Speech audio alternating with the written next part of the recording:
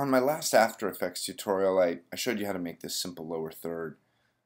We have the little banner that slides out, and then the name dissolves in. Oh, look, that's my name.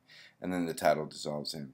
What I want to do on this, I hate to say episode, anyway, this tutorial, is to show you some ways to finesse this, okay? So what I want to show you is, first of all, look at these keyframes. These keyframes are these solid diamonds, and basically what that is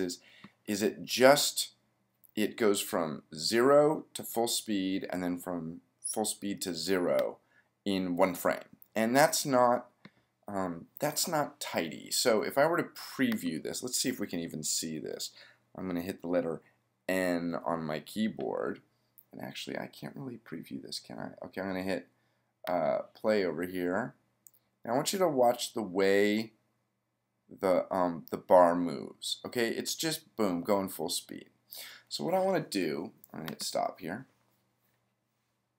I'm going to come to these keyframes here, and I'm going to right click or control click on this keyframe, and I come down to keyframe assistant, easy ease in. Okay, now what this does, what this should do, is make this keyframe ease into its final position. It's kind of the difference between, you know, slipping your clutch and just dropping your clutch, okay? Or easing on your brakes and slamming on your brakes. And although this is off the frame, I'm going to do a right-click keyframe easy ease out. So as it leaves here, it ramps up to full speed and then it slows down.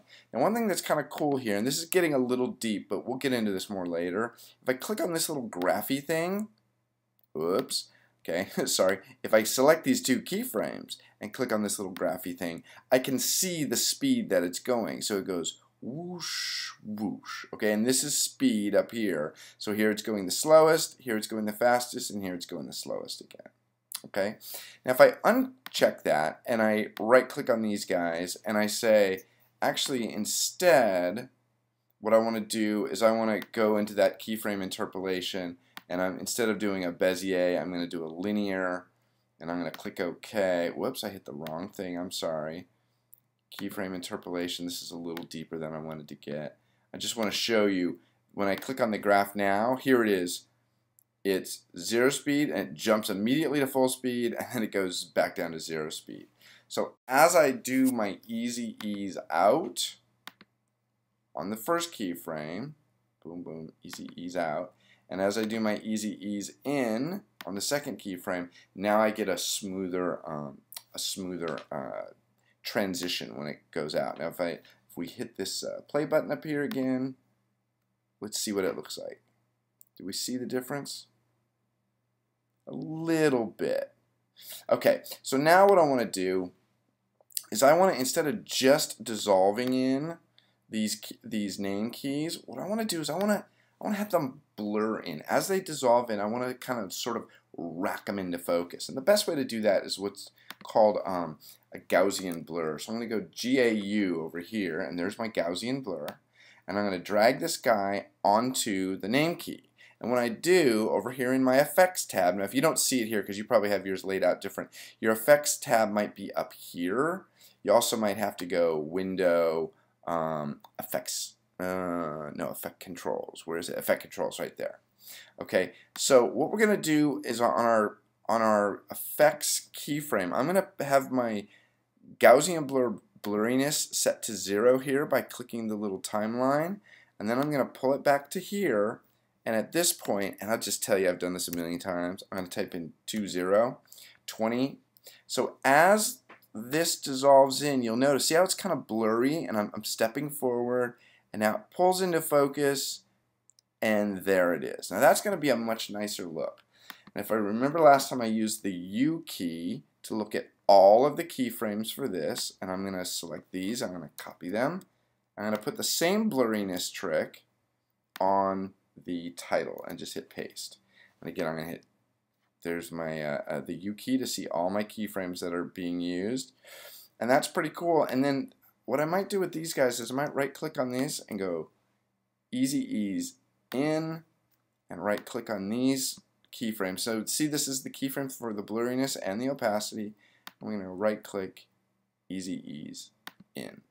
And then the last thing I want to do is I want to do what's called motion blur. If you look at this, as this steps through, see how it has a sharp edge there? The best way to deal with that, now things naturally blur when they move quickly, and that's called motion blur in animation.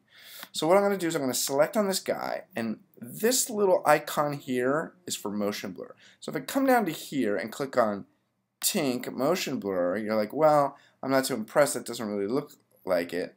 But what you have to also do is click on this guy here. So this enables the motion blur for all layers with motion blur switched on. So I click that guy. Now see how it's blurry? Now that's a little bit harder to see just on that thing that moves in, but it is going to look better. So let's preview this with our motion blur and our blur. Okay, subtleties. I'm talking about subtleties here.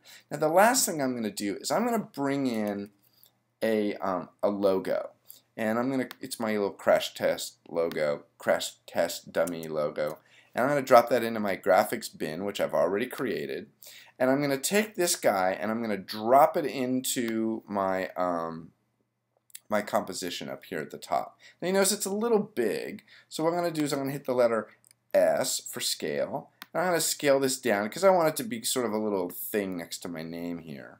Now because I'm not moving Chris Fenwick and the logo here, or the title here, I can just grab these guys and kind of holding down the shift key to constrain.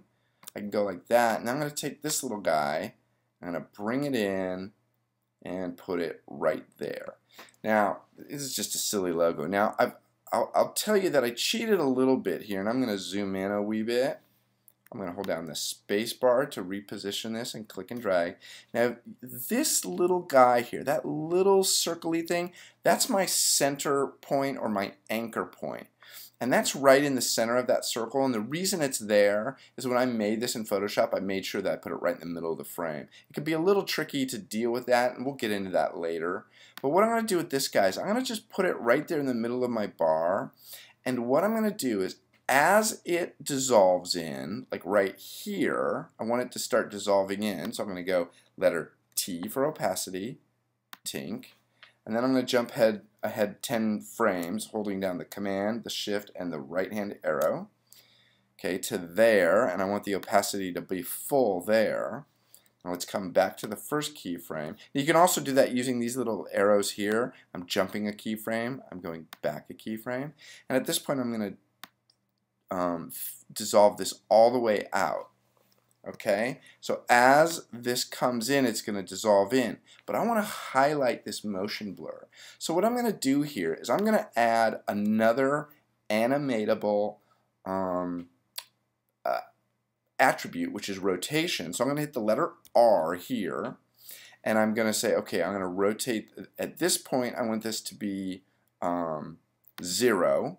Okay, I'm going to hit the letter U. Oh, hit it one more time. So at this point, I want this thing to be one rotation counterclockwise. So what I'm going to do is I'm going to type right here, I'm going to go -1. Okay, I think that's going to be counterclockwise. So as this then comes in, you see how it's rotating? But see again, it doesn't have any motion blur. So how do we fix that? We know how to fix that. We just come down and check on this little box here, and notice how it has like motion blur. Okay, now that's going to look much more real. As a matter of fact, let's turn it off once and preview our 1 second animation here.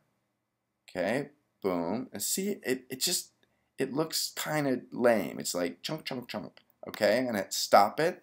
Now I'm going to come over here and I'm going to enable my motion blur on that item. Now let's preview that one more time.